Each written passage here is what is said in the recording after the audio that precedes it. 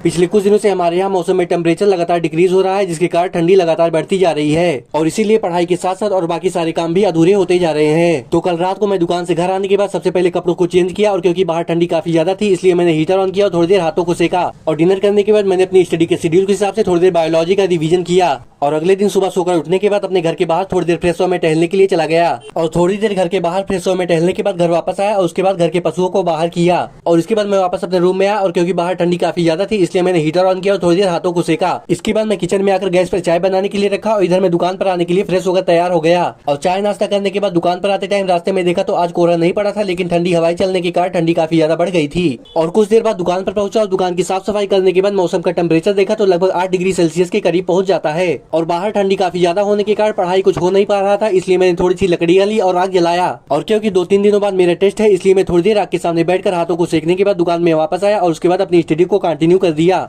Thank you for watching.